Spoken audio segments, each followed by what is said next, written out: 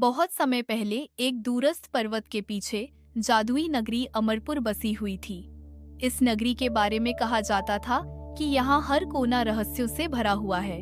जो कोई भी इस नगरी में प्रवेश करता वह या तो अपनी मंजिल पाता या फिर हमेशा के लिए खो जाता। अमरपुर की सबसे बड़ी खासियत थी एक रहस्यमयी खजाना, जो नगरी के बीचों बीच एक सुनहरी गुफा में छिपा हुआ था। कहा जाता था कि जो भी इस खजाने को पा लेगा वह सारी दुनिया का सबसे शक्तिशाली व्यक्ति बन जाएगा। लेकिन खजाने तक पहुंचने का रास्ता अनगिनत परीक्षाओं और रहस्यमय घटनाओं से होकर गुजरता था। कहानी की शुरुआत एक दिन एक साहसी युवक विक्रम ने खजाने की खोज का फैसला किया। विक्रम को केवल इतना पता था कि खजाने तक पहुंचने के लिए जादुई नगरी में प्रवेश करना होगा।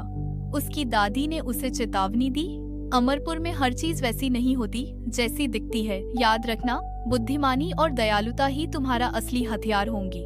जादुई नगरी का रहस्य विक्रम जैसे ही अमरपुर पहुंचा, वहां की सुंदरता और अजीबोगरीब चीजों ने उसे चकित कर दिया। पेड़ हरे नहीं बल्कि सुनहरे थे, नदियां पानी की नहीं बल्कि चमचमाते चांदी के प्रवाह की थीं। लेकिन यह नगरी जितनी सुंदर थी उतनी ही खतरनाक भी। पहली परीक्षा एक विशाल पत्थर के पुल पर मिली। पुल के द्वार पर एक रहस्यमयी आवाज गूंजी, यदि खजाने तक जाना है तो सही सवाल का जवाब दो। क्या सबसे बड़ा खजाना है? विक्रम ने सोचा और कहा, सच्चाई और ईमानदारी। दरवाजा खुल गया।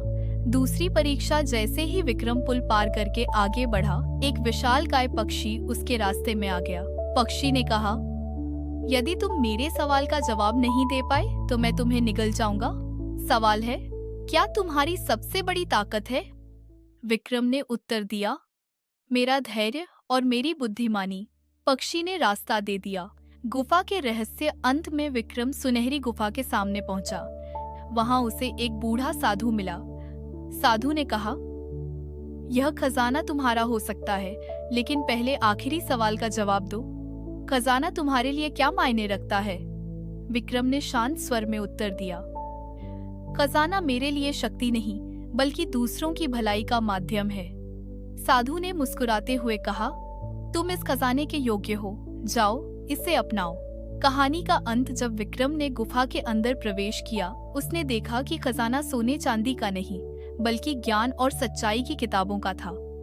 वह समझ गया कि असली ताकत धन में नहीं बल्कि ज्ञान और सच्चाई में है। उसने वह खजाना नगरी के लोगों के साथ साझा किया और अमरपुर को एक खुशहाल जगह बना दिया।